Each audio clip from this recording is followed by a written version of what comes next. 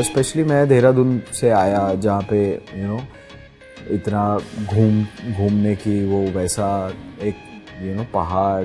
तो यहाँ पर जब मैं वो क्या कहते हैं उसको मेट्रोपॉलिटन जंगल जो था वो देखा था, तो मुझे कुछ समझ में ही नहीं आ रहा था। तो फिर ऐसे ही किसी ने बोल दिया कि अरे तू अच्छा दिखता है तो फ़ोटो शूट करवा। अब मे भी उसने पैसे लूटने के लिए बोला हो, तो मैंने उसको पैसे दिए, उसने फ़ोटो शूट किया। फिर मैंने आस्ता आस्ता ऐसा लिंक्स बने कि मॉडलिंग स्टार्ट हो गई, जर्नी स्टार्ट हो गई। फिर उसके बाद फिर कोविड हो गया, फिर वापस बेरोजगारी आ गई एंड एवरीथिंग गॉट शट। एक और इंटरव्यू दिया एक टेली परफॉर्मेंस करके कंपनी में, तो वहाँ पर मेरी जॉब लग गई। 27th 28th डे पे मैंने ऑडिशन दिया मन सुंदर के लिए, द टीवी शो। और फिर वहाँ पर तो वहाँ पे मैं फाइनलाइज हो गया। तो आई थिंक मैंने सैलरी भी नहीं ली अपनी 1 महीने की, और आई टोल्ड देम कि आई कांट कंटिन्यू।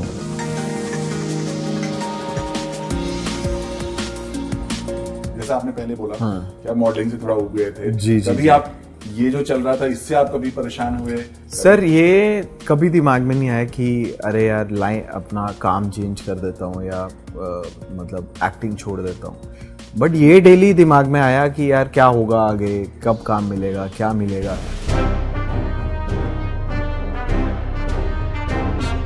वो एक्चुअली थोड़ा सा ट्रैजिक हुआ मेरे साथ। मैंने एक ऑडिशन दिया, कुमकुम भाग्य का एक कैरेक्टर था जिसमें मुझे ऐसा बोला गया कि नेगेटिव लीड है कास्टिंग के द्वारा। बट वो ऐसे ही एक कैरेक्टर था जो सिर्फ 1 महीने का था, ये मुझे बताया नहीं गया था।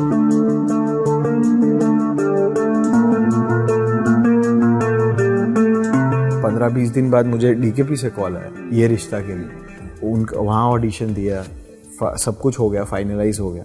फिर जब मैं मॉक शूट देने के लिए गया तो मुझे पता चला कि कुछ स्टोरी चेंज हो गई है। तो फिर मैं ऐसा हो गया कि यार ये क्या हुआ फिर से। तो फिर उसके बाद ये जर्नी स्टार्ट हुई अनुपमा की। अनुपम फिर बोला कि एक शो लीप ले रहा है, उसमें लीड कैरेक्टर है, तो तेरे को हम लेना चाहते हैं। तो मुझे नहीं पता था कि कौन सा शो है। फिर जब एक दिन पहले पता चला, रूपाली जी आई सबसे मिलने, जो नई कास्ट थी। फिर पता चला अच्छा अनुपमा लीप ले रहा है और अनुपमा की आगे स्टोरी बढ़ रही है, जो बेटी है वो बड़ी हो गई, तो उसके ऑपोजिट वो सब ऐसा। तो बस फिर वहाँ से जर्नी चल रही है। My dad passed away 10 years बैक, तो but I think his blessings are always there. तो my mama took him to the hospital and he told, I think his last words were कि भाई शिवम का ध्यान रख। अभी तो सबको पता है कि I am in a relationship और she is also in a relationship. कभी बातें होती है कि कब करना है या अभी टाइम लेना है? ऑफ कोर्स मैं भी एक बूढ़ा होके किसी बच्चे का बाप नहीं बनना चाहता। तो आई थिंक 1-1.5 साल में, 2 साल में, मतलब ये टाइम फ्रेम के अंदर आपको पता चल जाएगा।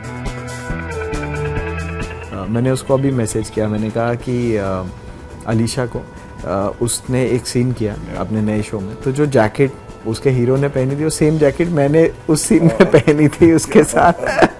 तो मैंने उसको मैसेज किया कम से कम जैकेट तो चेंज करवा लेती यार।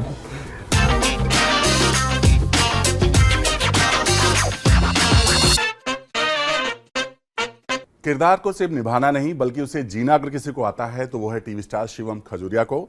एक ऐसा नाम जो इंडस्ट्री का अब एक पहचाना नाम बन चुका है और आज हमारे साथ है अपनी जिंदगी के बारे में बहुत सारी बातें करने के लिए जिंदगी अनकट में। तो शिवम बहुत बहुत स्वागत है आपका। Thank you so much. So जैसा मैंने पहले ही कहा, किरदार को जीना ये सबसे बड़ी बात है एक एक्टर के लिए। इसे आप कैसे देखते हैं? सी स्पेशली टीवी में ना आपका क्या होता है कि वो 1 महीना 2 महीना तो आप कोशिश करते हो किरदार को जीने की, उसके बाद आप जीना ही शुरू कर देते हो because it's a daily process. अभी ऑलमोस्ट मुझे 1.5 साल होने को आया है। अभी अगर मैं अभी भी किरदार में नहीं जी रहा हूँ तो मुझे लगता है अभी मैं शिवम से ज़्यादा प्रेम की ज़िंदगी में ज़्यादा जी रहा हूँ because I live that life more than how I am. तो वो वैसा हो चुका है और एक बन चुका है वो किरदार, तो मज़ा आता है। और ये एक आर्टिस्ट के लिए बहुत बड़ा चैलेंज होता है जब वो कोई किरदार निभाता है और फिर उस किरदार को छोड़ के एक नया रूप या नया किरदार में आता है, जी। तो उस चीज को छोड़कर नया जो किरदार है, हाँ, वो छवि पुरानी वाली ना दिखे, ये एक बड़ा चैलेंज होता है एक आर्टिस्ट के लिए। तो ये कैसे मैनेज होता है? ये सबसे पहले मैनेज होता है कि एक तो आपकी जो राइटिंग है उस पर बहुत चीज़ें डिपेंड करती है कि जो वो मुझे डायलॉग्स दे रहे हैं, जिस तरीके से वो कैरेक्टर को लिखा जा रहा है वो पुराने से ज़्यादा मैच ना करे। फिर उसके बाद जो कुछ चीज़ें हैं जैसे, और आप अपनी जर्नी में सीखते भी हो ना, आप सीखते हो कि आप किस तरीके से उसमें और चीज़ें ऐड करो, जो पहले से अलग क्या करो, तो वो सब चीज़ें सीखते हो आई थिंक एक्सपीरियंस से भी। और ट्रेनिंग, यही चीज़ की ट्रेनिंग ली है कि किस तरीके से किरदार को मज़ेदार बनाना है और क्या क्या उसमें ऐड करना है, तो ये सबसे सीखता है आदमी। But I think with experience as well, largely through जितना आप काम करते रहोगे, जितना आप अपने कैरेक्टर को दर्शाते रहोगे तो उतना आई थिंक आपको वो आता रहेगा कि उसमें क्या ऐड ऑन करना है।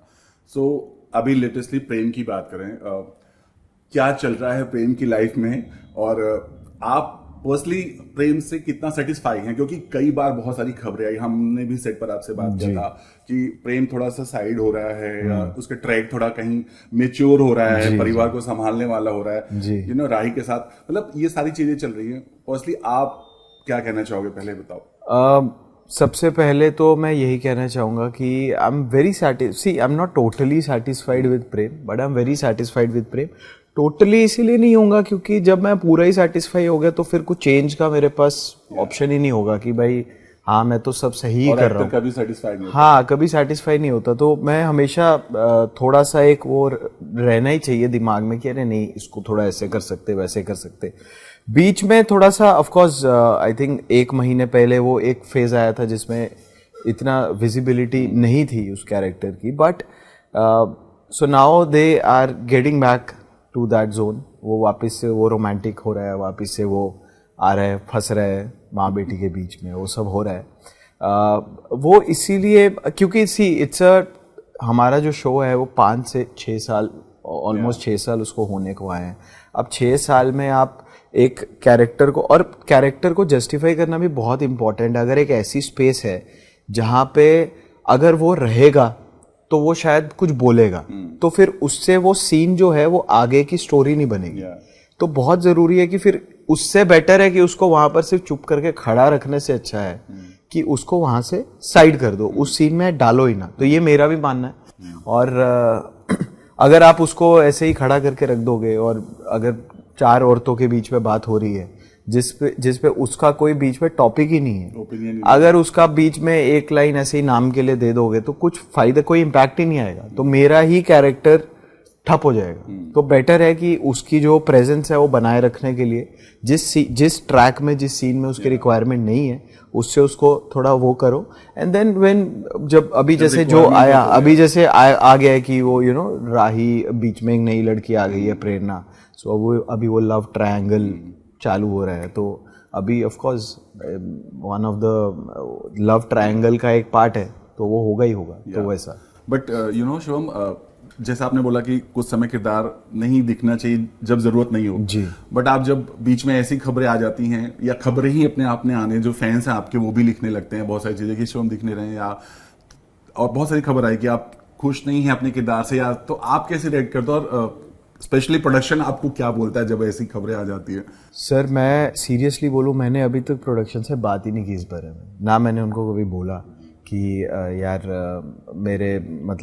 मेरे अगर बीच में दिन कम लगे या कभी बीच में ऐसा हुआ कि मेरा स्क्रीन टाइम थोड़ा कम हुआ या कुछ भी हुआ। सोशल मीडिया पे खबर आ जाती है, सोशल मीडिया पे तो सर देखो बहुत से लोगों का परसेप्शन ये है, क्योंकि बहुत सारे टीवी शोज इस तरीके से वर्क करते हैं कि वो 1 या 2 किरदारों के इर्द गिर्द ही स्टोरी हमेशा चलती है। बट स्पेशली ये रिश्ता और अनुपमा ऐसे किरदार हैं जिसमें ऑफ कोर्स प्राइमरी कैरेक्टर्स हैं 2-3, but at the same time जो बाकी के कैरेक्टर्स हैं ना, उनका भी पूरा ट्रैक चलता है, उनका भी स्टोरी पे काम किया जाता है, उनका भी एक ऑफ कोर्स वो कनेक्ट करेंगे उसको कि मतलब जो 2-3 हम लोग हैं उनसे कनेक्ट करेंगे स्टोरी को, but at the same time they will also be given a time where their screen time will also increase and their track will also गो।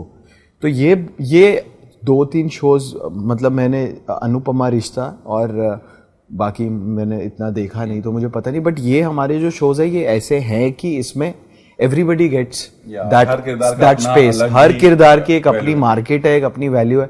इसलिए आप देखो कि हमारे शो से जो भी लोग अभी जेन लीप के बाद नहीं है, हर किसी का एक अपनी मार्केट बन गई है।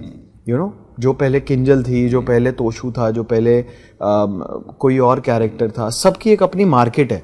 तो ये फायदा होता है उसका। तो आई थिंक कि ये बहुत जरूरी भी है। और यार मैं भी नहीं चाहूंगा कि, मैं पर्सनली नहीं चाहूंगा कि 24 घंटे मेरा मतलब जबरदस्ती का मुझे घुसाने की कोशिश की जाए और फालतू का स्क्रीन टाइम मिले।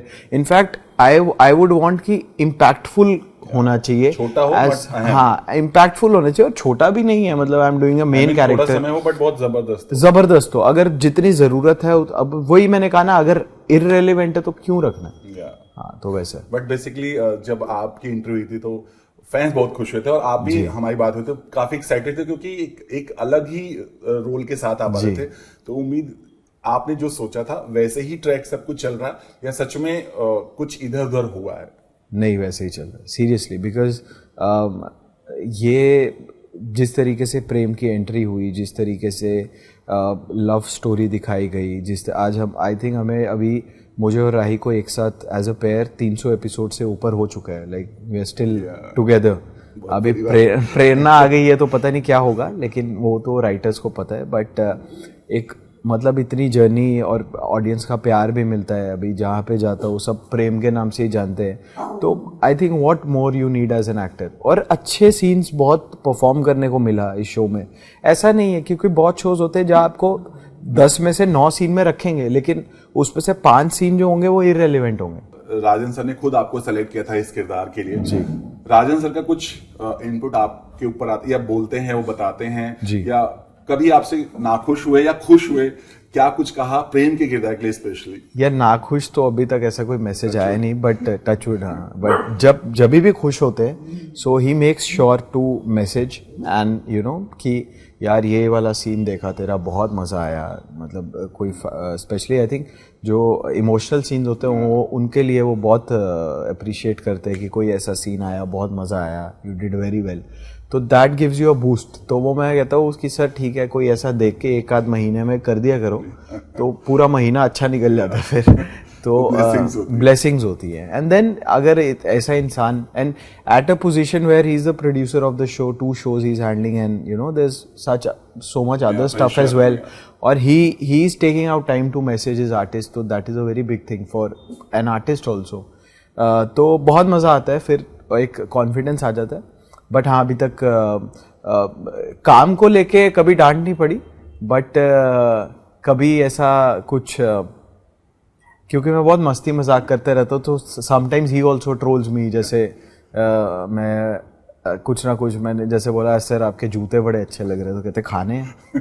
तो he has that also hilarious side. प्यार भरा माहौल हो जाता है। तो यू नो, जब एक मल्टी स्टार कास्ट होती है किसी सेट पर, तो बहुत सारी अनबन की खबरें आती है, बहुत सारी खबर आती भी रहती है। आई एम श्योर ये रिश्ता से, अनुपमा से तो हमेशा कुछ न कुछ आती रहता है। जी जी जी।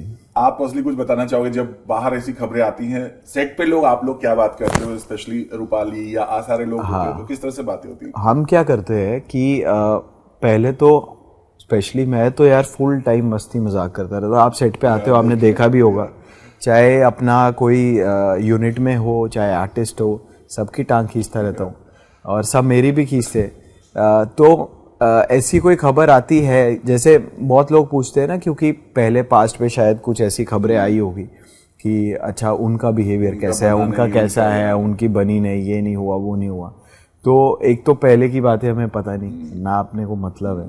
लेकिन अभी मैं I am blessed to have a relationship with every, especially the senior artist. हमारी रूपाली जी हो गए, अरविंद जी, मोटी बा, पराग जी, ये सब जो सीनियर आर्टिस्ट है, इन लोगों ने हमें ऐसा कंफर्ट स्पेस दिया है कि हम इनके साथ मस्ती कर सकते हैं, मजाक कर सकते हैं, सीरियस बात कर सकते हैं। स्पेशली बापू जी जो सबसे सीनियर और सबसे ज़्यादा आई थिंक दुनिया में मैं अगर किसी आर्टिस्ट की रिस्पेक्ट करता हूँ वो बापू जी हैं। जिस तरीके से उन्होंने, मतलब 85-86 ईयर्स की एज है, बट आप उनसे बात करोगे ऐसा फील ही नहीं होता कि you know he is, and everybody knows him.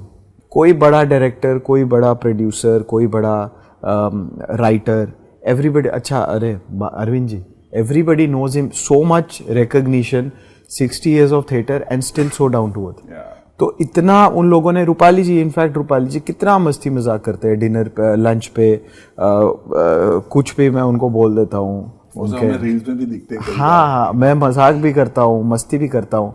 तो रूपाली जी बोलते हैं, अरे यही है जो मेरी टांग खींचता है और प्यार प्यार से ये खींच लेता है। तो बहुत मजा आता है। तो ऐसा कोई हमारा रिलेशनशिप में कोई प्रॉब्लम नहीं है। एक्चुअली आई थिंक क्या होता है कि जहाँ पर ईगो क्लैश ना हो ना, तो कोई प्रॉब्लम होती भी नहीं, तो वैसा है। बट कभी आपको ऐसा कुछ ऐसा कभी आपके साथ हुआ कि फैंस ने आपको कुछ बोला कि यार प्रेम तुम ये क्या कर रहे हो, या तुम दिख क्यों नहीं रहे हो, या कुछ ऐसी बातें हुई? तो डेली का होता है, डेली दे से कि जैसे सपोज अगर मैं राही का खिलाफ हो गया था बीच में, राही को डांटने लगता था, चिढ़ने लगता था, तो they used to tell me why you are doing this, but they don't know ना कि हाउ इट गोज। हाँ, तो ये क्या है। एंड व्हेन बीच पे जब थोड़ा सा स्क्रीन टाइम भी कम था, तो वो they used to message me कि we want to see you, we want to see you. तो ये सब रहता है, प्यार है ऑडियंस का। सीधे वो बहुत इमोशनली कनेक्ट हो जाते हैं कैरेक्टर से, so they don't understand the practicality of it. तो दैट इज वाई दे बोलते हैं कि अरे, स्पेशली राही से तो भाई, कि राही को गुस्सा क्यों कर दिया, यू नो। फिर मम्मी के लिए कि अरे मम्मी का साथ क्यों नहीं दिया। मैंने क्या बताओ भाई, मेरे हाथ में नहीं है ये मुझे कहानी दी जाती है, किस तरीके से रिएक्ट करना है, वो कैरेक्टर किस तरह। और यही प्यार होता है ऑडियंस का, वो आपके हर एक्ट को बहुत अच्छे से गौर करते हैं और उससे ही रेट करते हैं। जी। अभी जो करंट ट्रैक चल रहा है प्रेम का, उसके बारे में क्या कहना चाहेंगे? क्या चल रही है प्रेम की लाइफ में, क्या कुछ हो रहा है अभी फिलहाल? जी, सो अभी क्या है, अभी एक नई लड़की आ गई है हमारी लाइफ में, प्रेरणा नाम की। तो वो प्रेम की जो है पुरानी दोस्त थी कॉलेज के टाइम से, और वो उसको पसंद करती थी, ये एस्टैब्लिश हो चुका है। तो प्रेम की तरफ से ऐसा कुछ नहीं था। तो जब वो आती है तो राही और प्रेम के बीच थोड़ी सी मिसअंडरस्टैंडिंग हो जाती है, राही थोड़ा जेलस होने लगती है, और वो भी थोड़ी सी ना बड़ी फ्लैम्बॉयट है, मतलब ऐसे हाथ लगा लगा के बात करेगी और यू नो मजाक मस्ती करेगी अपना हक जता के। तो वो थोड़ा सा उसको एक जेलस फील होता है, बट प्रेम उसे मना लेता है कि भाई मेरी साइड से कुछ नहीं था, कुछ नहीं है। बट अब आगे वो आई है, और अभी कुछ ऐसे सर्कमस्टेंसेस हो रहे हैं कि मम्मी की लाइफ में जो भी हो रहा है उसमें राही और प्रेम थोड़े अलग अलग हो रहे हैं। मतलब प्रेम का टेक अलग है, राही का टेक अलग है, और प्रेरणा का टेक भी मम्मी के साथ है। अच्छा। तो उसमें उसके बाद क्या होने वाला है, कैसे इक्वेशंस बदलने वाली है, वो आपको देखना पड़ेगा। यहाँ पर थोड़ा सा कहानी आपके और प्रेरणा और राही के इर्द घूमेगी। हाँ। बट पर्सनली शिवम, आप अब इस किरदार को आप कितना एंजॉय कर रहे हो, या थोड़ा डिफिकल्ट मूड आ रहा है, या फिर आपको लग रहा है ये बहुत चैलेंजिंग है क्योंकि प्रेम थोड़ा चेंज होगा, राइट? जी, आई थिंक अब इजी हो गया, क्योंकि अभी see the change is also not like that कि एकदम से वो चेंज हो गया। आई थिंक उसका भी एक रीजनिंग रहेगी कि वो क्यों बदल रहा है, या राही की रीजनिंग रहेगी। जैसे राही हैज टू बैलेंस अपनी माँ के साइड भी और अपने ससुराल के साइड भी। Prem stands for what he feels is right, उसको बाकी चीजों से कोई परवाह नहीं होती। सो राही के अंदर थोड़े से अनुपमा वाले ट्रेट्स है कि यू नो बैलेंस करके चलना, कि यहाँ पे भी वहां पे भी। बट प्रेम ऐसा है कि उसको मतलब नहीं है, वो है कि भाई अगर ये मुझे सही लगता है मैं यही करूंगा, अगर ये मुझे गलत लगता है तो वो गलत ही रहेगा। तो इस तरीके से उसका टेक रहता है। तो अब डिफिकल्ट आई डोंट नो, वो तो अभी किस तरीके से कैरेक्टर को आगे लिखा जाएगा वो बताएगा। बट अभी तक तो मज़ा आया मुझे, और मैं आई थिंक ऐसा कुछ नहीं था कि मुझे बहुत ही सोचना पड़ा उसके लिए।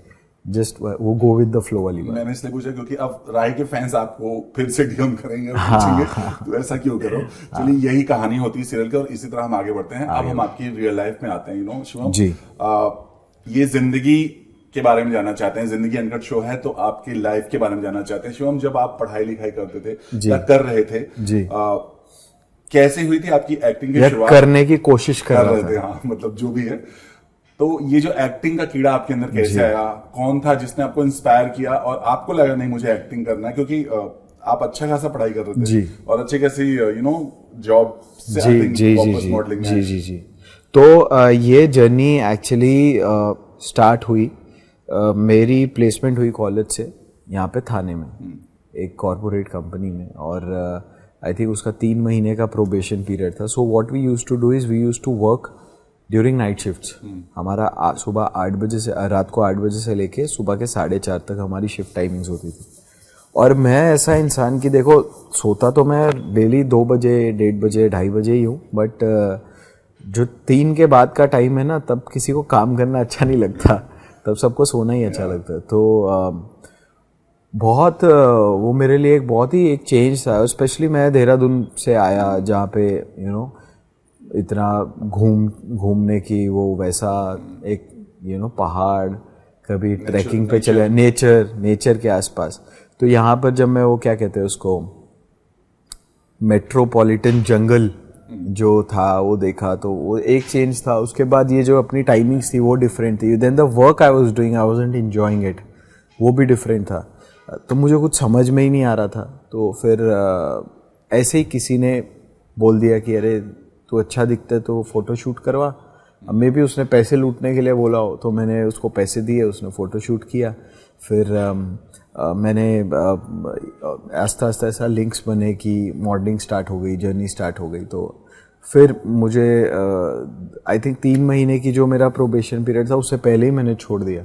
अभी भी मेरे आई थिंक 12th क्लास के डॉक्यूमेंट्स उसी कंपनी के पास है. तो वो जर्नी थी. उसके बाद फिर 1 साल मॉडलिंग करता रहा, कुछ ना कुछ ये फ्लिपकार्ट ये सब के ई-कॉमर्स शूट्स. बहुत अच्छा करता रहा. हाँ, मतलब ठीक ठाक था, काम चल रहा था.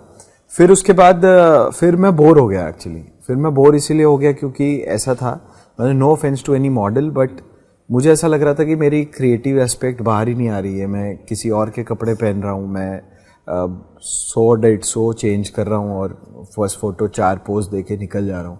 तो मैं कर क्या रहा हूँ, मतलब कुछ तो करूँ, मतलब ऐसा सेटिस्फाई नहीं हो रहा था, क्रिएटिवली सेटिस्फाई नहीं हो रहा था. तो फिर किसी ने ऐसे ही मतलब पता लगा, तब तक थोड़ा एड्स, एक्टिंग थोड़ा समझ आ रही थी. फिर उसके बाद मैंने कहा कि चलो थोड़ा थिएटर करते हैं, सीखते हैं कैसा है.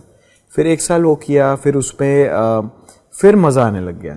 जो परफॉर्मेंस, कैसे इतने लोगों के बीच आपको किस तरीके से परफॉर्म करना है, कैरेक्टर में कैसे घुसना है, तो वो सब मैंने वहाँ सीखा. तो मुझे मज़ा आने लग गया. वो नर्वसनेस मेरे अंदर शुरू से नहीं थी कभी भी कैमरा को लेके या लोगों को लेके, बट ये नहीं पता था कि एक्टिंग होती क्या है. मतलब कि हमें तो लगता था कि सिर्फ डायलॉग बोल दिया हो गया, but how to feel it. और एंड एक्चुअली में there are lot of tools कि इमोशन को अंडरस्टैंड कैसे करना है, कैरेक्टर को, जो राइटर आपको बयां करना चाह रहा है उसको कैसे अंडरस्टैंड करना है. तो ये सब चीज़ें आपको ट्रेनिंग सिखाती है. फिर उसके बाद फिर कोविड हो गया, फिर वापस बेरोजगारी आ गई एंड एवरीथिंग गॉट शट. फिर उसके बाद मैंने एक और इंटरव्यू दिया एक टेली परफॉर्मेंस करके कंपनी में. तो वहाँ पर मेरी जॉब लग गई. वहाँ पर भी 1 महीने का प्रोबेशन पीरियड था. तो I think 27th 28th day में. और अच्छा, वहाँ पर भी मतलब आई think I got very nice people around me, कि जो वो वहाँ के लोग थे, जो लोग मुझे ट्रेन कर रहे थे. तो 9 बजे की शिफ्ट थी, तो मैं 9:30 बजे लॉग इन करता था. तो they use to manage it somehow, they had a connect with me maybe ऐसा. तो 27th 28th डे पे मैंने ऑडिशन दिया मनसुंदर के लिए, द टीवी शो. और फिर वहाँ पर मैं, हाँ, तो वहाँ पे मैं फाइनलाइज हो गया. तो आई थिंक मैंने सैलरी भी नहीं ली अपनी 1 महीने की, और आई टोल्ड देम कि आई कांट कंटिन्यू ऐसा वैसा. तो फिर वो वहाँ से जर्नी शुरू हो गई. फिर वो शो अच्छा चल गया, मतलब अभी भी चल रहा है वो, अभी भी चल रहा है. 2 साल, हाँ, नहीं 1000 क्रॉस कर दिया. I think 900 episode. अच्छा, तो 2 साल, ऑलमोस्ट 2 साल वो चला. उसके बाद फिर वहाँ पे भी they were about to take leap and मैं भी थोड़ा एग्जॉस्ट हो गया था.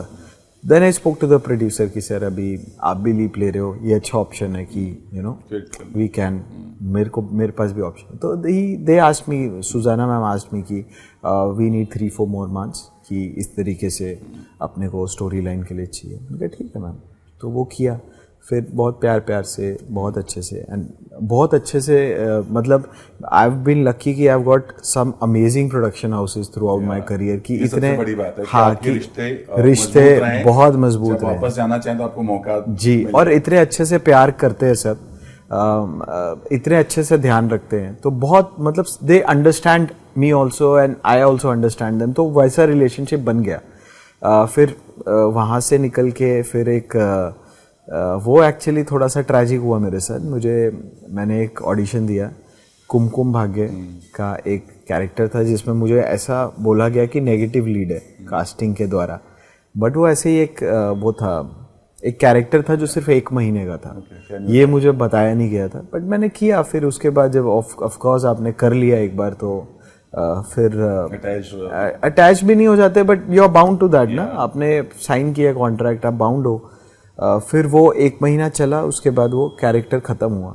फिर मुझे सब लोग बोलने लग गए कि यार तू लीड करके आया है, तू ये कर लिया, अब तुझे लीड नहीं देंगे, मतलब जो आपके आसपास के कास्टिंग के लोग होते हैं और डराने लगते हैं, तो वो सब बोलते हैं। फिर उसके बाद आई थिंक अराउंड 15-20 दिन बाद मुझे डीकेपी से कॉल आया ये रिश्ता के लिए। तो ये रिश्ता की जो पहले स्टोरी लाइन थी वो कुछ अलग थी, उसमें एक उनको ऐसे ही 23, 24, 25 साल का कैरेक्टर चाहिए था जिस पर मैं फिट बैठ रहा था। तो वहाँ ऑडिशन दिया, सब कुछ हो गया, फाइनलाइज हो गया।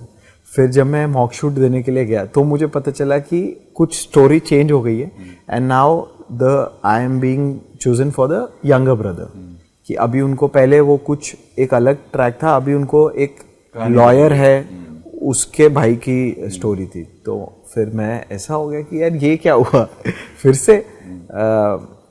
But then I spoke to Rajan sir कि सर ऐसा है, मेरे को तो वो दिया गया, मतलब मेरे को तो, मैंने तो उसका ऑडिशन दिया था दूसरे कैरेक्टर का, तो उन्होंने बोला कि देखो we really like you and ये ऐसा है, मतलब ये बहुत इंपॉर्टेंट रहेगा कैरेक्टर, ये पैरेलल लीड है, इंपॉर्टेंट रहेगा and we want to work with you, ऐसा वैसा। तो मैंने कहा ठीक है सर, करता हूँ। तो फिर अब वो हुआ, वो भी 1-1.5 महीने बाद वो भी गया, वो तो उसका फिर उसमें वो भी तो अभी तक लोग नहीं समझ पा रहे कि वो क्यों वहां से निकला। तो फिर मैंने कहा यार मेरी किस्मत ही तो खराब नहीं है कि ये हो क्या रहा है, जो शो पकड़ रहा हूँ 1-1.5 महीने में वो हो रहा है, मतलब कैरेक्टर जा रहा है। बट इसकी एक पॉजिटिव साइड भी है, जो शो मैंने पकड़ा वो शो आइकॉनिक शोज थे सारे, मतलब 4-5 साल चले हैं। तो फिर मैंने सर ने बोला कि ऐसा 1-1.5-2 महीने का ब्रेक रहेगा, उसके बाद वो वापस आएगा। Then I was very happy, क्योंकि मैं काम कर रहा था 2-2.5 साल से, मुझे ब्रेक नहीं मिला था, तो मैं उसमें एक वर्कशॉप करने के लिए गया उस दौरान बात भी हाँ। फिर उसमें मैं फिर ट्रैवल किया, डांस क्लासेस, टाइक्वांडो, सब, मतलब कि अपने आप को बिजी रखता हूँ अपने आप पर वर्क करना। फिर वो 2 महीने का 6-7 महीने हो गया। अच्छा, फिर उसके बाद बीच में सर का फोन आया था कि एक शो बन रहा है, नया शो है, उसमें तेरे को लेते हैं। सो ही टोल्ड मी कि तेरे को वो कैरेक्टर करना है सेम, या एक नया शो में लीड करना है। मैंने कहा सर ऑफ कोर्स नए शो में लीड करता हूँ। तो वो शो भी कुछ स्क्रैप हो गया या कुछ ऐसा हुआ। फिर उसके बाद उसमें भी 1-2, फिर मैंने कहा कि सर ठीक है, अभी उसी में एंट्री करा दो वापस, अभी कितना वेट कर सकता हूँ मैं भी। एंड उसके बीच में मुझे शो आया भी था, 2-3 शो आए थे, जिसका एक का तो हम प्रोमो शूट भी करने वाले थे, बट सर ने बोला था कि नहीं तू वेट कर, I have something for you. तो फिर उसके बाद ये जर्नी स्टार्ट हुई अनुपमा की। अनुपम फिर बोला कि एक शो लीप ले रहा है, उसमें लीड कैरेक्टर है, तो तेरे को हम लेना चाहते हैं। तो मुझे नहीं पता था कि कौन सा शो है। फिर जब 1 दिन पहले पता चला, रूपाली जी आई सबसे मिलने, जो नई कास्ट थी, फिर पता चला अच्छा अनुपमा लीप ले रहा है और अनुपमा की आगे स्टोरी बढ़ रही है, जो बेटी है वो बड़ी हो गई, तो उसके ऑपोजिट वो सब ऐसा। तो बस फिर वहाँ से जर्नी चल रही है। बट ये जो आपने पूरी जर्नी बताई सुनने में बहुत अच्छी लगी, बट इसके पीछे बहुत स्ट्रगल है, जैसा आपने बहुत कुछ है। आपसे जानना चाहेंगे ये जो इतनी लंबी जर्नी रही है, इसके पीछे कभी आपके मन में या कभी आपको ऐसा ख्याल आया कि यार ये सब अपने बस का नहीं है, इतना नहीं हो पाएगा मेरे से, या इसको क्विट कर देते हैं, नहीं करते? जैसा आपने पहले बोला कि आप मॉडलिंग से थोड़ा उब गए थे, जी, कभी जी, आप ये जो चल रहा था इससे आप कभी परेशान हुए? सर ये कभी दिमाग में नहीं आया कि अरे यार लाइन अपना काम चेंज कर देता हूँ या मतलब एक्टिंग छोड़ देता हूँ, बट ये डेली दिमाग में आया कि यार क्या होगा आगे, कब काम मिलेगा, क्या मिलेगा। फिर ये दिमाग में आया कि यार मतलब क्या करूँ, मतलब आगे या तो और ऑडिशंस दूँ या फिर से कुछ और करने लग जाऊं। बट ये नहीं आया कि मैं एक्टिंग ही छोड़ दूं। ये पता था कि कुछ ना कुछ एक्टिंग में ही करना है, एज एन एक्टर ही कुछ ना कुछ करना है। बट हाँ ऑफ कोर्स ये डर था कि होगा कितना time, and then financial things also affect करता है ना आपको कि यार 8 महीने से आप घर पे बैठे हो, आपके पास काम नहीं, काम है, प्रॉब्लम इज कि आपके पास काम है और आप कर नहीं पा रहे। पता नहीं बट 2 शोज भी आए ना, वो भी मतलब काम को आप रिजेक्ट कर रहे हो। अभी अपने को तो यही सिखाया कि भाई काम है पकड़ लो। अभी आप हाँ, और आप मैं ऐसी पोजीशन में भी नहीं हूं कि मैं अभी काम को ऐसे बोल दूं कि नहीं ये नहीं करना, वो करूंगा, ये करूंगा। तो उस पोजीशन में ना होके भी आपको वो काम छोड़ना पड़ रहा है, तो वो बहुत स्ट्रेसफुल था कि यार क्या अभी इतना अच्छा शो हाथ से छोड़ दिया, अब पता नहीं यहाँ पे तो 4 महीने हो गए, अभी और कितना लगेगा या वैसा। तो वो डर दिमाग में आया। और कई बार एक्टर इस चीज को समझ नहीं पाते, इसलिए मैंने बोला वो लोग बोलते हैं यार अब नहीं हो पाएगा, वापस चले जाते हैं, या क्योंकि उनका फैमिली बैकग्राउंड इतना होता नहीं होता। बट ऐसा नहीं था मेरे साथ, कभी नहीं था ऐसा, ये नहीं हुआ। एंड देन जब भी ऐसा एक वो आता था कि थोड़ा टाइम का कि पूछ लूं, फिर मैं थोड़ा डर डर के राजन सर को मैसेज करता था कि सर अभी कितना टाइम, तो then used to reply me the एक दिन बाद। तो वो जो एक दिन का जो वो बिल्डअप बनता था, एंड देन यूज्ड टू अच्छा आजा तू ऑफिस आजा, शाम को 6 बजे ऑफिस आजा। तो वो वैसा फिर वो हुआ। फिर आई ऑल्सो अंडरस्टूड कि 1-2 बार मिलने के बाद मैं भी समझ गया कि this person really wants to work, या और प्रोसेस होता है, टाइम लगता है। तो फिर सब कुछ नॉर्मल हो गया, फिर सब एकदम वैसा हो गया कि कोई डर नहीं, कुछ नहीं, इंजॉय कर रहा था। फिर फुल इंजॉय कर रहा था। आपको याद आता आपका पहला ऑडिशन जब आप कैमरे के सामने आए थे और आपको एक्शन बोला गया था, क्या हुआ था आपके साथ? मतलब सब ब्लैंक या फिर बहुत अच्छे से सब कुछ हो गया था? मेरे साथ प्रॉब्लम क्या है, जैसे मैंने आपको बताया मैं नर्वस नहीं होता, तो कैमरा के साथ हाँ कैमरा के सामने मेरे को ऐसा नर्वसनेस फील नहीं होती कि अरे यार ये है वो है, कॉन्शियस नहीं होता। But at the same time मुझे याद है कि मैं I had a heavy Punjabi accent, तो वो बहुत हैवी थी मेरी। जैसे अभी मैं आपसे बात कर रहा हूँ तो एक नॉर्मल हिंदी यूज कर रहा हूँ, अभी थोड़ी सी बॉम्बे भी मिक्स हो गई है, बट अगर कोई कैरेक्टर करूंगा तो वो नॉर्मल हिंदी लैंग्वेज कर सकता हूँ। तो पहले मेरी ना टोन ऐसी थी कि मैं ना नॉर्मल ऐसे ना बात कर सकता हूँ, तो वो वाली पंजाबी एक्सेंट बहुत हैवी थी। तो अभी मैं कोई पुराना ऑडिशन देख रहा था, तो मैं देख रहा था कि यार तो मतलब कैरेक्टर है यूपी के इंसान का जो हाँ, और वो पंजाबी एक्सेंट चल रही है, तो वो फिर वो आई थिंक सीखने से, प्रैक्टिस करने से वो सब चीजें। आपने बोला रिजेक्शन बहुत मिले हैं या बहुत कुछ हुआ है, बताना चाहिए लगभग कितना रिजेक्शन के बाद आपको पहला ब्रेक मिला था, या फिर आज भी रिजेक्शन चलते हैं? हमेशा चलते हैं और आई थिंक हमेशा चलते रहेंगे। आप सी ऑडिशन क्रैक करना, it's not just about how you perform, it's also about कि जो आपका डायरेक्टर है, जो टीम है, उनको कौन सा कैरेक्टर चाहिए, वो कैरेक्टर आप में देख पा रहे हैं कि नहीं देख पा रहे हैं। आप अपनी तरफ से ट्राई करते हो, बट हो सकता है कि वो आप पे सूट ही ना करे। Then there are so many aspects to casting, मतलब आप किसी कास्टिंग डायरेक्टर से पूछोगे तो वो आपको बता पाएंगे कि it's not just about really good actor, it's a lot about सामने वाला किस रोल में देखना है। हाँ, वो प्रोजेक्ट में फिट होगा नहीं होगा, कैसे होगा, वो बहुत इंपॉर्टेंट करता है। So I think that is also very important कि लोग क्या करते हैं, specially actors, when it's very important to accept the rejection as well and analyze कि ठीक है मैं खराब था या बनी नहीं बात। वो चीज़ें भी बहुत इंपॉर्टेंट है, क्योंकि आप हर रिजेक्शन को फेस करके आप ऐसा सोच लोगे कि यार मेरे में ही कमी है। सो दैट इज वाई, जब आपने बोला ना कि I want to quit acting and वो सब, तो वो तब आता है। फिर आप जब सेल्फ डाउट करने लगते हो ना कि यार अब तो मेरे से हो नहीं रहा, अब क्या करूं, कोई ऑडिशन हो नहीं रहा, अब निकल लेता हूँ। एंड ऑल्सो फाइनेंशियल सिक्योरिटी, वो भी कहीं ना कहीं जरूरी है कि खासकर मुंबई में। और हम क्या करते हैं, हम बहुत ऐसे see that is lot of things are PR also, कि स्ट्रगल सॉफ्ट स्टोरी भी चलाई जाती है। आप मीडिया में आपको बहुत अच्छे से पता होगा। सो जब आप वो देखते हो ना तो आप बोलते हो कि अरे यार इस आदमी ने 20 साल स्ट्रगल किया, ये ऐसा सोया, ये उस पे स्टेशन पे सोया, ये बस स्टॉप पे सोया, तो मैं भी ऐसा कर सकता हूँ। हिम्मत नहीं हारनी। वो ठीक है, वो थोड़े टाइम के लिए ठीक है। हाँ, फिर उसके बाद बहुत से लोग बोलते हैं कि अगर आप ये काम करोगे तो आपकी एक्टिंग खराब हो जाएगी। बहुत सा इट्स ए टीवी शो का भी अभी थोड़ा कम हो गया है, पहले बहुत था। अगर आप टीवी करोगे तो आपकी एक्टिंग खराब हो जाएगी, आपको फिल्म में चांस नहीं मिलेगा आपको। फिर ये था कि थिएटर वाले अलग बोलते हैं कि आप कैमरा के सामने आओगे तो आपकी एक्टिंग खराब हो जाएगी। तो सबका एक अलग अलग एक परसेप्शन बना के लोगों ने रखी थी, और कि अगर आप कोई दूसरा काम करोगे तो आप एक्टिंग को टाइम नहीं दे पाओगे। बट सबसे इंपॉर्टेंट काम है सर्वाइवल, अपने आप को सर्वाइव करना, पैसा कमाना।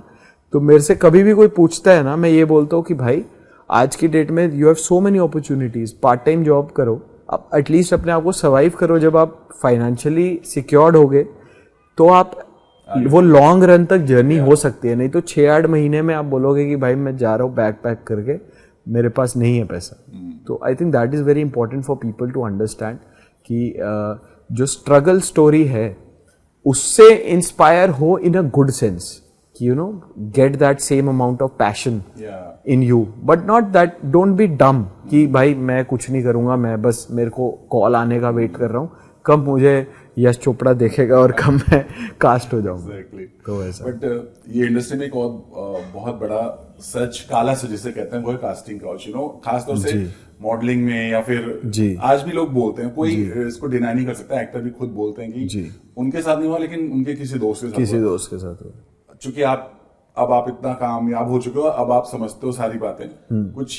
कुछ आपका सामना हुआ कभी ऐसे लोगों से, और अगर हुआ तो आपने कैसे हैंडल किया था? ऐसे बहुत लोग मिलते हैं जो of course apart from work they want to get into a different tangent, but I think you as an actor you have to be smart as well ना।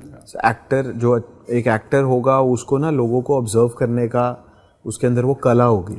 तो अगर आप लोगों को अच्छी तरह से ऑब्जर्व ही नहीं कर सकते और उसके इंटेंशन को समझ नहीं सकते तो फिर आप, मुझे लगता है आप अच्छे एक्टर भी नहीं बन पाओगे।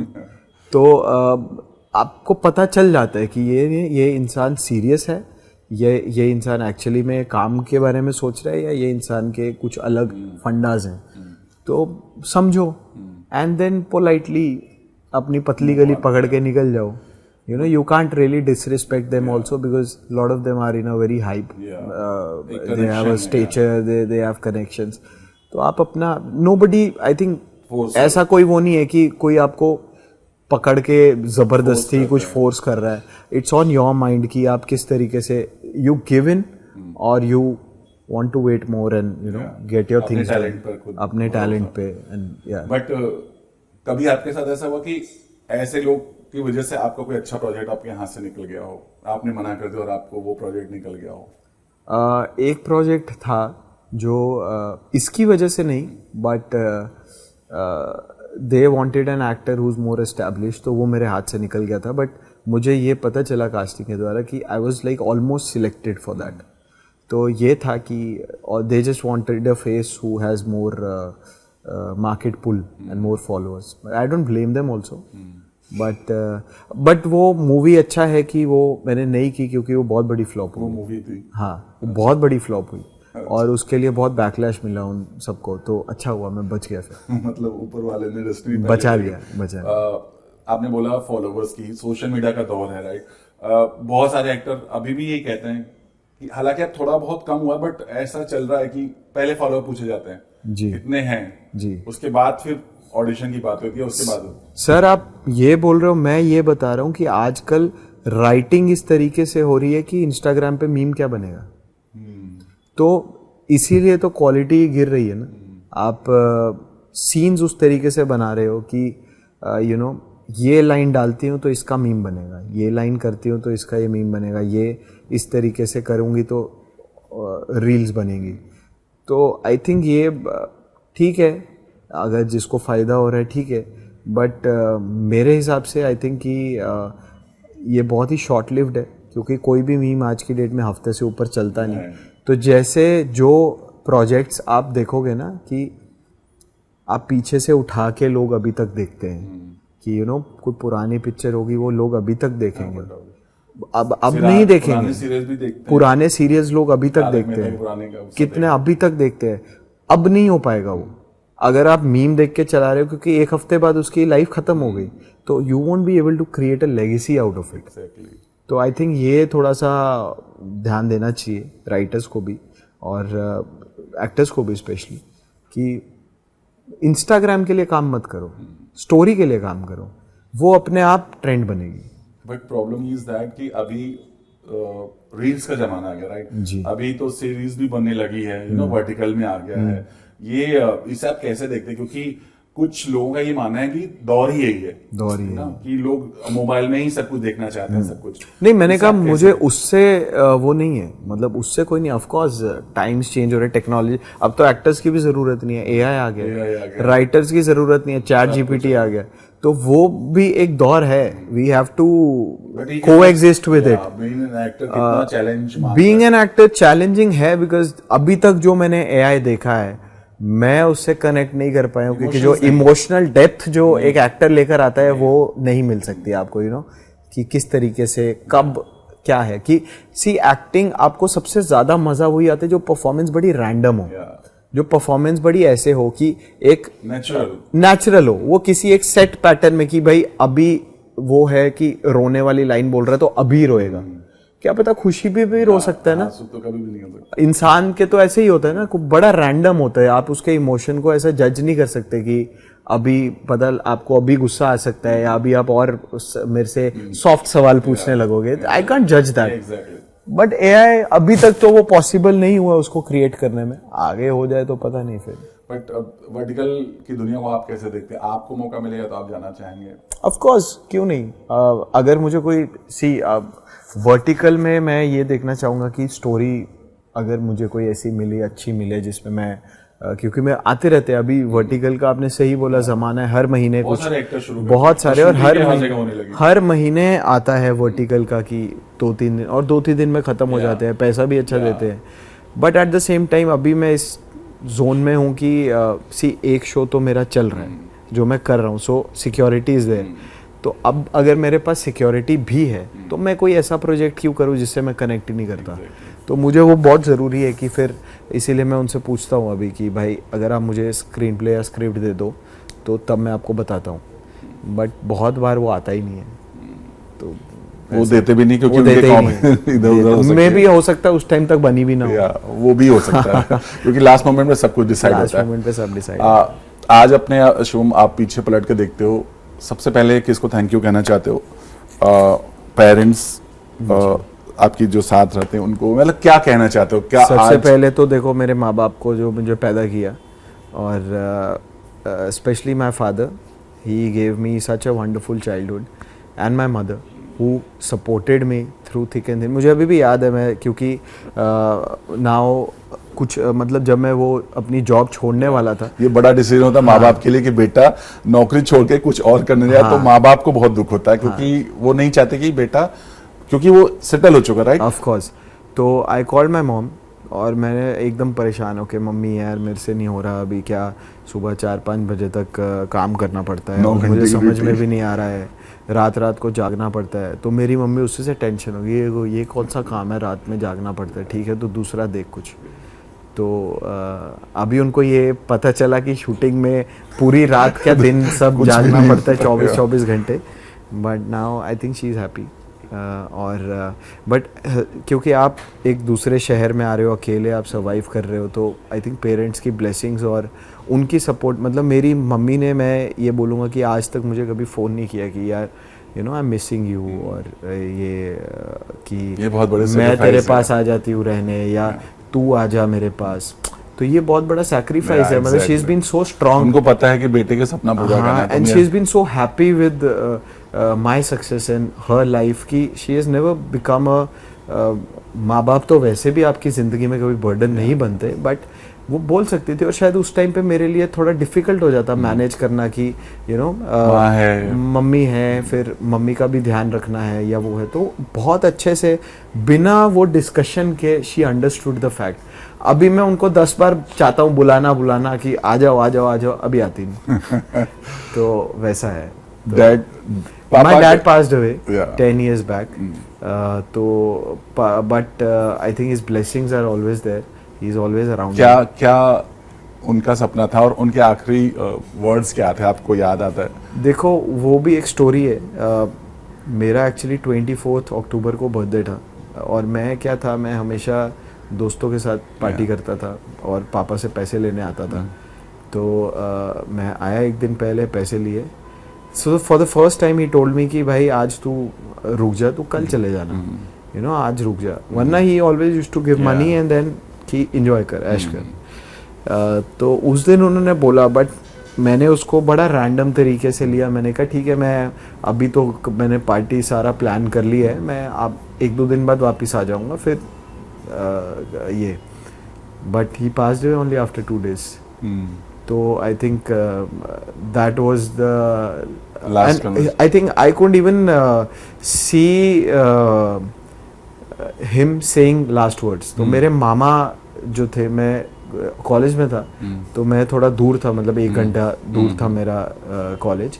तो माय मामा took him to the hospital and he told, I think his last words were कि भाई शिवम का ध्यान रखना। So that was the last words he communicated.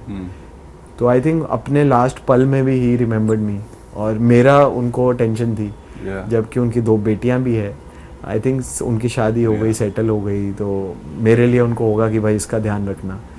And then तो वो मोमेंट ऐसा था। तो but I think he is always around. He I felt कि some force is already guiding me, and जिस तरीके से मैं अपने आप को कंडक्ट करता हूँ, जिस तरीके से मैं सोचता हूँ, तो वो मेरी पर्सनालिटी वैसी थी नहीं। It all happened after he passed away. तो I think I acquired some aspects of him, and जो कामनेस, जो कंपोजर मुझे मिला, जो पहले बिल्कुल नहीं था। मैं हमेशा लड़ता रहता था, घर छोड़ के भाग जाता था गुस्से में, जिद्दी था, वो सब बिल्कुल चेंज हो गया, वो एकदम से चेंज हो गया। तो I think that came through him. पापा की ख्वाहिश क्या थी, वो आपको लेकर क्या सोचते थे, आपसे क्या बातें हुआ करती थी? मेरे से पापा की सिर्फ पैसों को लेके बातें होती थी। वो उन्होंने मुझे इतना स्पॉइल किया अपने बचपन में कि कितने चाहिए, 500 ये ले, 1000 ले, ये कितने चाहिए, ये ले। तो मैं भी जाता ही सिर्फ पैसे के लिए था।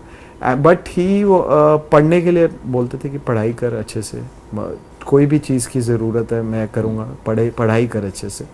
और कोई कभी खेलने का शौक़ हुआ, जैसे बीच में मुझे क्रिकेट का बहुत शौक़ हो गया था कि, और मैं खेलता भी था अच्छा, कि मेरे को इंडिया के लिए क्रिकेटर बनना है। तो तब वो कि हाँ ठीक है बन, वो कर।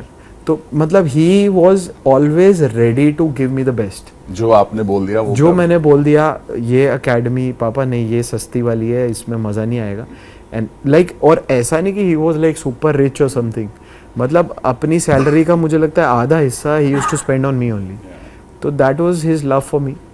और मेरा बच्चा होगा तो शायद मैं भी ऐसी परवरिश दे पाऊँ उसको। बिल्कुल।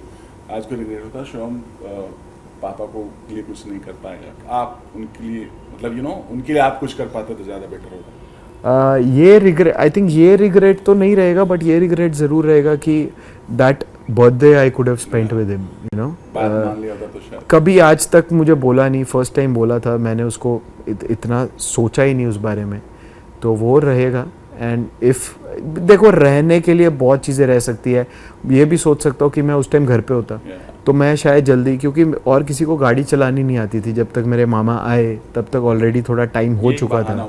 बहाना होता है, मतलब जो भी है, मैं अगर मैं उस टाइम होता तो मैं 5 मिनट में फटाफट शायद जल्दी हॉस्पिटल पहुंच जाता। हाँ, तो वो अभी अगर मैं उस जोन में जाऊंगा ना तो वो फिर रिग्रेट्स की लाइन लग जाएगी। तो बेटर है कि accept the truth and just live with it. कभी आपको पापा के जाने बाद ये फील हुआ कि काश पापा होते तो आज मैं और कहीं रहता? डेली होता है। I think emotionally I would have been in a different place, but at the same time मैंने वो बोला ना कि वहाँ से वो चेंज भी आया, तो sometimes I want to be a child, sometimes I want to be stubborn, sometimes I want to be act brash, तो वो कोई झेलने वाला नहीं है ना अब। Yeah, exactly. हाँ, अब वो झेलने वाला नहीं, अब it's like my family's stubbornness, brashness, their everything. आप Now बेटे का- I have taken that side of a father figure. Yeah. तो वो वैसा हो गया। और एक अच्छी बात भी है, बट बाप बेटे का रिश्ता तो अब अनमोल होता है। चलिए लव लाइफ की बात करते हैं। जी हमेशा इंडस्ट्री में ऐसा होता है जब कोई एक्टर, खूबसूरत एक्टर, आप जी। जैसा स्मार्ट एक्टर, चॉकलेटी बॉय जब काम करता है तो उसको रिलेट कर देते हैं को एक्टर्स के साथ, Co-actors कहीं ना के। कहीं खबर हो जाती है, लिंकअप की खबरें आ जाती हैं। जी, कभी आपको इस तरह की खबरों का सामना करना पड़ा? बहुत बार अभी तक करता हूँ, जबकि अभी तो सबको पता है कि I am in a relationship और she is also in a relationship, but अभी तक, but that's a part of the journey, क्योंकि वो आते रहेंगे। और आई थिंक इसमें बहुत इंपॉर्टेंट होता है जो आपका पार्टनर है, Yeah, दैट इज़ उसको वेरी अंडरस्टैंडिंग, उसको एक सेंस ऑफ सिक्योरिटी है, फेथ है कि एंड लोगों को लगता है कि एक्टर्स की लाइफ जो होती है ना, बड़ी ऐसा होता है, मस्ती, फन, चकाचौंध, बट इतना स्ट्रगल है, इतना मतलब इफ कोई रोमांटिक सीन भी आप किसी के साथ कर रहे हो ना, तो वो भी इतना मैकेनिकल होता है, बट वैसे इतने लोगों के सामने इतने लोगों के सामने इतना मैकेनिकल। अच्छा आप थोड़ा सा क्लोज आ गए, नहीं प्रेम फेसिंग नहीं मिल रही, थोड़ा राइट हो, फिर कोई बोलेगा अच्छा लेफ्ट हो, अरे बाल बीच में आ रहे हटा, तो क्या आप, it's all part of you portraying a character. Prem का प्यार है राही, शिवम का नहीं। बट प्रेम के या कोई भी किरदार के लिए कभी शिवम, ऐसी खबर आ गई कि शिवम परेशान हो गए, को स्टार को लिंकअप को लेकर के किसी एक का नाम आया और शिवम काफी परेशान हो गया? और नहीं, परेशान तो नहीं हुआ, बिकॉज जब अपने को पता है कि ऐसा है ही नहीं, तो परेशानी वाली क्या बात है। और आई थिंक अगर मेरा पार्टनर परेशान हो रहा है तब थोड़ा सा होता मेरा है। सवाल वही था कि वो कभी अपसेट हुई कि तुम ये खबर कहाँ से आ रही है? कभी कभी बट मना लेते हैं, समझा लेते हैं। ये कला सब में नहीं होती। हाँ, ये कला सब में नहीं होती, बट ठीक है, But, मना लेते हैं। क्या वो फैक्टर है या क्या वो कहते हैं ना कि मैचिंग होता है, कहते हैं सोल मेट्स जो होते हैं ना, वो आपके सारे गुण या उनके सारे गुण जब मैच करते हैं, आप बताना चाहेंगे कैसे आप मिले थे, कैसे आपकी मुलाकात हुई और कैसे लगा था कि, नहीं कहते ना दिल की घंटी वहीं बजी? होता? आई थिंक बड़ी रैंडम मुलाकात हुई थी, कोई कनेक्शन नहीं था, कुछ नहीं था। मैं एक अलग जगह, एक अलग कल्चर से हूँ, वो एक अलग कल्चर से है, और मिल गए, फिर मिल के दोस्ती हुई, फिर दोस्ती होते होते प्यार होते होते होते, क्या गाना है ना जी। वो वैसा होते होते सब हो गया। और फिर I think she is a very Kameng factor in my life, और इस तरीके से अपने आप को कंडक्ट करती है, मुझे संभालती है। और वो जो मैंने बोला ना कि थोड़ा सा बच्चा बनने का जो मौका मिलता है तो वो मुझे देती है। और and the same part she is very understanding about my work, my passion, और किस तरीके से क्योंकि किसी इंसान के लिए बुरा नहीं होता ना, वो इजी नहीं होता, वो स्क्रीन पे देख रहा है अपने प्यार को, खासतौर से जब आपका अपना हो और दूसरे के साथ हाँ, रोमांस करो। दूसरे के साथ रोमांस कर, तो इजी नहीं होता। इसके लिए बहुत स्ट्रॉन्ग सेंस ऑफ मैच्योरिटी चाहिए, समझ और तो faith। वो उसमें है, और फेथ, तो वो बहुत ज़रूरी। एंड टाइम ऑल्सो ना, 13-14 आवर्स आई एम आउट, तो लास्ट के उसके बाद थक के आदमी सो जाता है, बीच में 1 घंटा जो मिलता है, so that if somebody is happy with just that 1 hour, although complaints are there more or less, but anyway वो तो you हमेशा manage। रहता है। हाँ, anyway लड़की कंप्लेन नहीं करेगी तो कौन करेगा। बट क्या वो फैक्टर है जो आपको बहुत एडमायर करता है उनका, या मतलब आपको लगता है कि नहीं यही क्वालिटी है जो मुझे चाहिए मेरे लाइफ पार्टनर में? I think the sense of understanding, एक दूसरे को जो कोई भी कुछ भी अगर कुछ अनबन होगी तो वो बात करके सॉर्ट हो सकती है। And then the sense of maturity जो आपको एक पार्टनर में चाहिए होती है, ट्रस्ट फैक्टर जो आपको एक पार्टनर में चाहिए होता है कि I think both of the partners have to give in sometimes. आप हमेशा ये नहीं कर, मतलब मैं हमेशा ये नहीं कर सकता कि अरे मैं ही सही हूँ और जैसा मैं चाहूँगा वैसे ही चलेगा ना। And same from the other and also. तो वो जो दोनों का एक मिडल ग्राउंड फाइंड करना है, गाड़ी के दो पहिए। हाँ, दो पहिए, तो वो जो मिडल ग्राउंड फाइंड करना वो बहुत ज़रूरी है, और उसी से आई थिंक वो गाड़ी चलती रहेगी। बट घर वाले अब बोलते हैं कि ये दोस्ती को अब नाम दे दो, ये मतलब आई मीन एक हाँ, ऑफ कोर्स देखो उसके लिए भी बहुत फैक्टर्स होते हैं। The everything should be set up, it's a big responsibility and now we have planned also। तो मतलब पता चल जाएगा सबको कभी भी। हम ऑफ कोर्स सेटअप हो चुका है, बताया कि इंडस्ट्री में एक नाम बन चुका है, एक पहचाना नाम बन चुका है। कभी बातें होती है कि कब करना है या अभी टाइम लेना है? ऑफ कोर्स बातें होती है, फैमिलीज में बातें होती है, हमारे बीच बातें होती है, और बट ऑफ कोर्स मैं भी एक बूढ़ा होके किसी बच्चे का बाप नहीं बनना चाहता। तो आई थिंक 1-1.5 साल में, 2 साल में, मतलब ये टाइम फ्रेम के अंदर अंदर आपको पता चल जाएगा। बट आप कहते हैं ना कि जब दो लोग साथ में रहते हैं, हमारी जब एक बनती है तो हम दोनों सपना देखते हैं, वो आपको कहाँ देखना चाहती हैं और आप उनको कहाँ देखना चाहते हो? क्योंकि यू नो जैसा आपने बोला बहुत ख्याल रखती हैं, तो आई एम श्योर वो भी अपने बारे में सोचती होंगी। आप उनको कहाँ देखना चाहते हो, किस लेवल पर देखना चाहते हैं उनके करियर में, या फिर और वो आपको कहाँ देखना चाहती हैं, इस एक्टिंग में ही या फिर उनका और कुछ है आपको यहाँ से निकाल के कहीं और पहुँचाना? देखो see first I talk to you as a lover where I want to see it. तो मैं उसको अपने साथ देखना चाहता हूँ, वो मुझे मेरे साथ देखना चाहती है। Then comes the friendship factor, क्योंकि प्यार है साथ में दोस्ती भी है ना, तो मैं उसको देखना चाहता हूँ कि वो अपने करियर में ग्रो करे, अच्छा काम करे, you know. And she is very honest, she is a very hard worker, मेहनत करती है।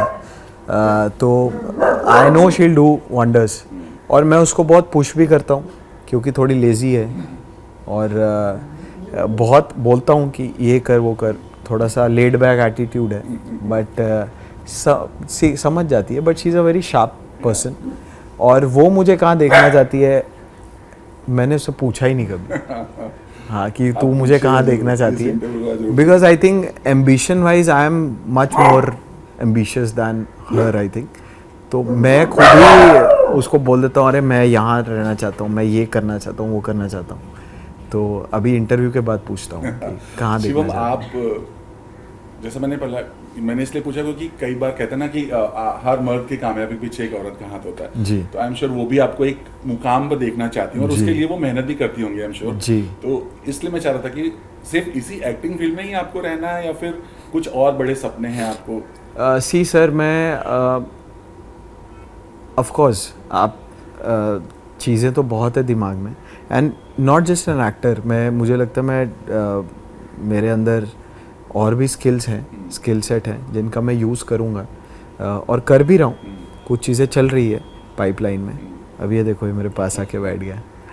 तो बहुत चीज़ें हैं, but at the same time अगर आप वो चीज़ें जब तक आ ना जाए तब तक आप अगर बोल के, बट हाँ चीज़ें हैं और उन पे काम भी चल रहा है। आई होप कि जल्दी सबको पता चल जाए कि क्या चल रहा है। But of course I don't want to restrict myself, क्योंकि बहुत से ऐसे भी एक्टर्स हैं जो बोलते हैं अरे मैं सिर्फ टीवी करूँगा, या मैं सिर्फ फिल्म करूँगा, या मैं सिर्फ OTT करूँगा। भाई मैं उनको सबको एग्जाम्पल देता हूँ शरद केलकर की, आप देख लो। जो शो करते हैं वो, you see his show now, अभी नंबर 1 चल रहा है जी पे, एंड आई थिंक ओवरऑल 3-4 पे है।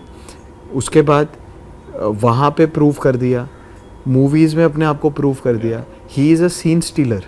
आप किसी भी एक्टर के सामने खड़ा कर दो। आई थिंक मैंने तानाजी मूवी देखी थी, तानाजी मूवी देखी थी, तो जो उनका जो 10-15 मिनट का जो कैरेक्टर था शिवाजी, छत्रपति शिवाजी महाराज का, that was a movie stealer for me. तो ऐसा यू बिकम OTT। अभी तस्करी में he is alongside Emraan Hashmi ना, तो ही इज अ, मतलब you become something like that where you don't restrict yourself with medium. आप सब करो ना, आपके पास टैलेंट है, क्या दिक्कत है? तो आई थिंक, बट उसके लिए you need that sense of, मेरे पास अभी वो इतनी सक्सेस आई नहीं है कि मैं वो सब मैनेज कर पाऊँ। अभी I am bound to one thing, side by side करते ऑफ कोर्स। जैसे मेरे कुछ भी आइडियाज़ होते हैं, मैं राजन सर को सुनाता भी हूँ and he gives his point of view and कुछ ऐसा आएगा तो ऑफ कोर्स मैं ऐसा करूँगा कि मैं दोनों चीज़ें मैनेज करूँ. Like it won't be like कि मैं अच्छा ये छोड़ ये नहीं करना यार वो करना है. I won't have that attitude. So that is what I want to learn from Sharad Kelkar कि कैसे मैनेज करना सब कुछ. तो मेरा वही अगला सवाल होगा कि वो कौन सा ऐसा सपना है आपका, क्योंकि हर एक्टर का एक ड्रीम होता है कि उसको अपनी लाइफ में ये किरदार जरूर करना है जी. तो वो कौन सा ऐसा ड्रीम है या कौन सा ऐसा किरदार है जो आपको सोने नहीं देता? जो मुझे सोने नहीं देता, आई थिंक सोने नहीं देता से ऐसे किरदार हैं जो एक बड़ी प्यारी खूबसूरत लव स्टोरी जिसमें रोमांस है, जिसमें दर्द है, जिसमें इंटेंसिटी है, तो वो किरदार मुझे बहुत पसंद है जिसमें लेयर्स ऑफ इमोशंस हैं. तो ऐसा कुछ करना चाहता हूँ. कोई डायरेक्टर या प्रोड्यूसर देख रहा है चांस दीजिए हमें. सुनेंगे और मौका ज़रूर मिलेगा. टचवुड. आपका फेवरेट एक्टर और एक्ट्रेस जब आप एक्टर नहीं थे आप किससे इंस्पायर होते थे देखकर कि यार ये एक्टर? सर बचपन में जब मैं मूवीज़ देखता था तो मेरे फेवरेट एक्टर्स थे Sanjay Dutt, Sunny Deol, because I used to love that action and that macho man, मर्द वाली जो इमेज थी. फिर उसके बाद बीच में सलमान भाई का फ़ैन हुआ थोड़ा जब ग्रोइंग अप टीनेज ईयर्स में. फिर उसके बाद रणबीर कपूर का काम अच्छा लगने लग गया, chocolatey boy, and then he is a good actor also. Saawariya से नहीं, उसके बाद से. तो उसके बाद अभी बहुत सारे हैं. फिर उसके बाद आस्ता आस्ता बाहर का सिनेमा भी देखा तो अभी परफॉर्मेंसेस बहुत सारी है. तो किसी एक स्पेसिफिक एक्टर का नहीं है अभी, बट चेंज होता रहता है. अभी ये है कि यार इसका अच्छा लगा या उसका. अभी रिसेंटली अभी मुझे एक एक्टर बहुत पसंद है, आपको पता है वो उनका नाम मुझे पता नहीं है, आई थिंक गीता नाम है उनका. वो है ये सैयारा मूवी में जो लड़की की माँ बनी है ना, तो कौन सी आपने देखी है? 12th फेल देखी है, विक्रांत मासी वाली. हाँ देखिए. उसमें जो विक्रांत मासी की माँ बनी है, बहुत याद नहीं. हाँ वो याद बहुत लोगों को कम पता है, but she is a wonderful actor. Wonderful actor. उनको मैं मतलब अभी मैं इतना वो हो गया हूँ कि मैं उनका प्रोजेक्ट देखता हूँ उनके इंस्टाग्राम में जाके अगला कौन सा कर रही है, because she delves into the character so well ना उनकी. और हर मूवी में वो एक अलग एक्सेंट पकड़ती हैं और क्या शानदार पकड़ती हैं वो हैं. फिर और कौन है अभी, आई थिंक अभी ये इसका भी लव एंड वॉर का संजय लीला भंसाली सर का बहुत फ़ैन हूँ मैं बड़ा. तो आई थिंक अभी लव एंड वॉर को मैं बहुत देखना चाहता हूँ कैसी होगी मूवी. बाकी हॉलीवुड के देयर आर पीपल जिनको एडमायर करता हूँ. तो और शरद केलकर का नाम लिया मैंने, उनको एडमायर करता हूँ.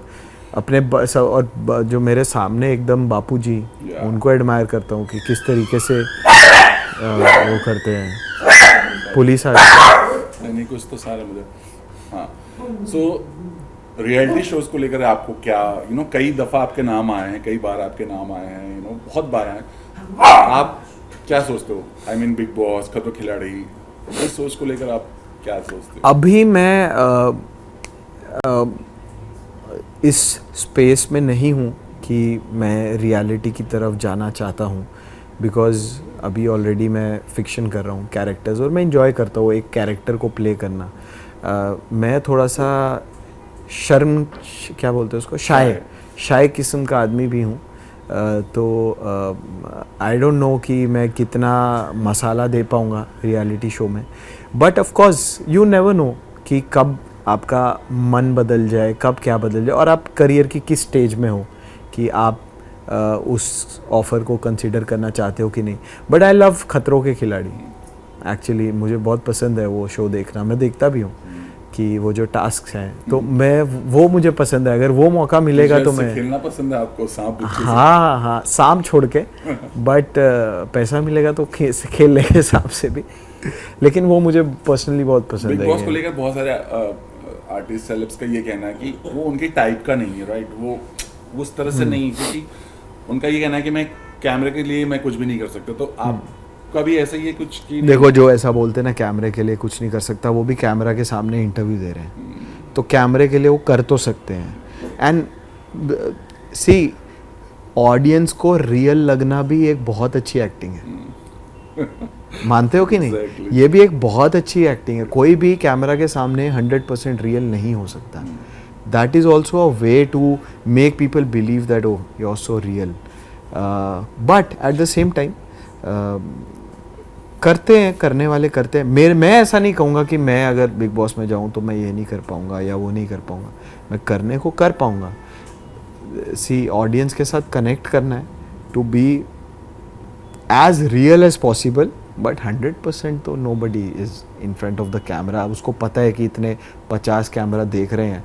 अभी जैसे मैं अगर रियल लाइफ में हूँ, मैं गाली देता हूँ कोई, तो मेरे दिमाग में तो आएगा ना कि यार ऑडियंस देख रही है, आई शुडंट डू दैट। तो वो थोड़ा बहुत तो रहेगा ही। तो but at the same time अभी अगर आप बात करो तो I am not in that space कि मैं अभी ही जाना चाहूँगा या वैसा नहीं। But अभी मतलब मेरे ऐसा और नहीं प्लान्स कि हैं। नहीं, बिग बॉस में हाँ, कभी भी जा सकते कभी भी है, कोई भी कभी भी अपॉर्चुनिटी, Never जब say never. Never say never.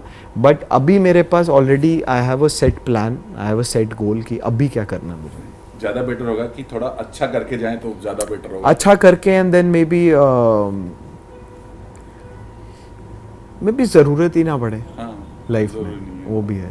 या। तो वैसा लोग इसको- अच्छा, ये भी एक चीज़ है कि ये बिग बॉस एक बेंचमार्क भी बन गया है कि लोगों यू को नो लगता है कि लोगों यहाँ को से आपकी लगता करियर है में उछाल आता है। बट और ये भी बन गया है कि बिग बॉस कितनी कास्टिंग आजकल ये इसको लेके हो रही है कि अच्छा बिग बॉस से आया है, आपका बजट बढ़ जाता है, वो 4-5 चीज़ें हो जाती है, विजिबिलिटी आ जाती है। But at the same time I think actor को सबसे पहले एक्टिंग आनी चाहिए, उसके बाद बाकी सब। या। अभी का जो बिग बॉस 19 की बात कर रहे हैं, गौरव जीते, बहुत सारी बातें हुई इनको लेकर के, कहा गया कि डिजर्विंग नहीं थे। खुद जो फर्स्ट रनर पर फरहाना ने बोला कि मेरी वजह से जीते। बहुत सारी बातें हुई है। आप कैसे देखते हो इसको? मैंने शुरू के 1 महीना बिग बॉस देखा था, उसके बाद नहीं देखा। 1 महीना देखा था तो 1 महीना मुझे कुछ ऐसा मज़ा आया नहीं इस सीज़न में, तो मैं उसको छोड़ दिया देखना।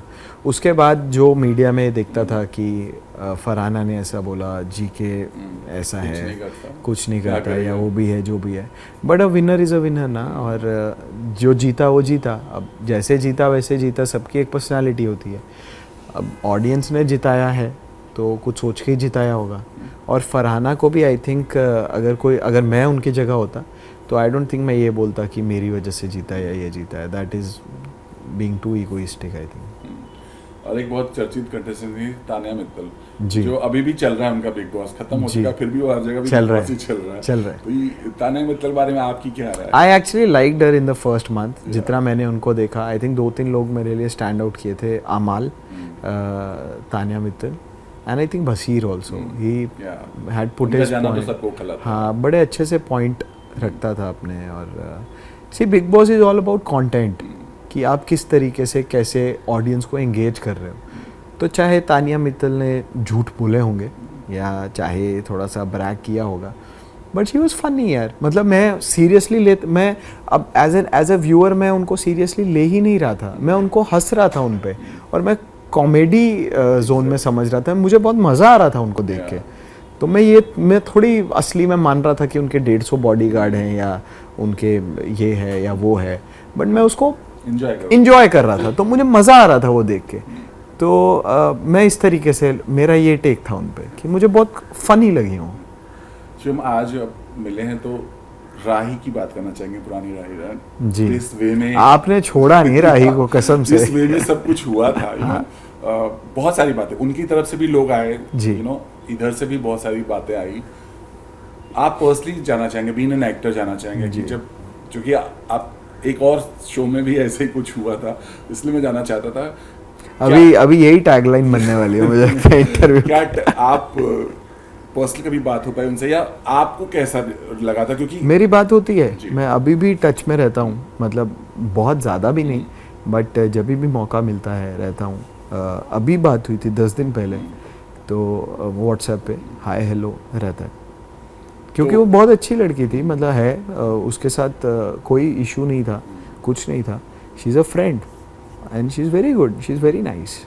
बट बीइंग एन एक्टर, जब आप चूंकि आप प्रेम हो और आपके साथ ऐसी चीज़ें हुई, तो ऑल ऑफ सडन एक एक्टर के साथ दूसरे एक्टर आना, फिर आपको उसके साथ अपना तालमेल बिठाना, तो आपके लिए कितना मुश्किल होगा? क्योंकि होता है, मतलब आपका एक बन जाता है फिर तो एक्चुअली ये दोनों अलग इंसान भी थी, in terms of how they act also and in terms of how they are as a person. तो बस समझना पड़ता है कि अब थोड़ा सा टाइम लगा, but I think now me and Adrija understand each other so well and she is such a nice girl, bubbly, हमेशा कूदती रहती है, मैं भी उसकी टांग खींचता रहता हूँ। तो वो राज और कौन सा अंजलि, वैसा हमारा रिलेशनशिप है, उसकी हमेशा खींचता रहता हूँ।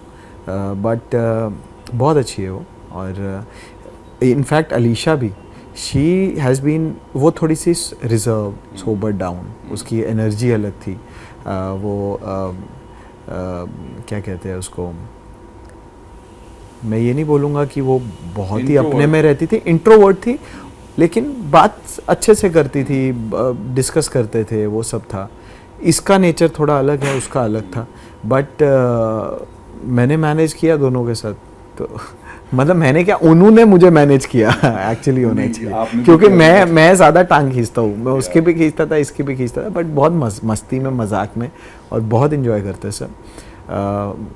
But I think I am happy for her कि she is also got a show and that show is also doing very well. तो अभी इनफैक्ट ऐसा हुआ था कि आपको एक फ़नी बात सुनाता हूँ। मैंने उसको अभी मैसेज किया, मैंने कहा कि अलीशा को उसने एक सीन किया अपने नए शो में, तो जो जैकेट उसके हीरो ने पहनी थी, वो सेम जैकेट मैंने उस सीन में पहनी थी उसके साथ। तो मैंने उसको मैसेज किया, कम से कम जैकेट तो चेंज करवा लेती यार। कहती हाँ मैंने बोला था, बट तो वैसा। बट उनके मन में क्या है इस चीज़ को लेकर के? I think everybody has moved past it now. अभी she is doing so well, उसका अच्छा show, she is playing lead there, और she is in Punjab and she loves Punjab. वो हमेशा पंजाब की बातें करती थी सेट पे भी, और उसको बहुत पसंद है मोहाली, पंजाब। तो अभी वो वहीं पे शूट कर रही है। तो अच्छा है ना, सब अपनी अपनी, सबको अपनी अपनी दुनिया में खुश हैं, और सबको अपने अपने ड्यू मिल गया। शहजाद से बात होती है अभी भी? उनसे नहीं होती। नहीं उनसे नहीं। कभी भी इस दौरान? प्रतीक्षा का मुझे मैसेज आया था एक बार हैप्पी बर्थडे विश करने का, उससे नॉर्मल हाय हेलो ऐसा। तो चलते चलते शिवम क्या कहना चाहोगे फैन से? इतना प्यार मिल रहा है, और आप अपने फैंस को क्या कहना चाहोगे? फैंस को यही कहना चाहूँगा कि I love you, thank you so much प्यार देने के लिए, और आपको भी थैंक यू कहना चाहूँगा कि मेरी जर्नी के स्टार्ट से लेके अभी तक आई थिंक सबसे ज़्यादा जो आपने फेमिलियर फेस देखे होंगे जो मेरा इंटरव्यू लेते हैं, वो ये हैं, और हमेशा बहुत अच्छे से सवाल करते हैं, सब चीज़ें निकलवा लेते हैं प्यार प्यार से। और फैंस जानना चाहते हैं, इसलिए हम आपके पास आए थे, क्योंकि but that is your talent and that is your duty, और आप इतना कंफर्टेबल करते हो कि आदमी वैसे ही एकदम खुलम खुला हो जाता है। तो thank you so much guys, keep loving us, keep supporting us, और ऐसे ही प्यार देते रहो। चलिए, थैंक यू सो मच। तो शिवम, ऐसे ही आप प्रेम बरसाते हैं अपने फैंस के दिलों पर, और ऐसे ही बहुत अच्छा अच्छा काम करते हैं। Thank you so much. Thank you.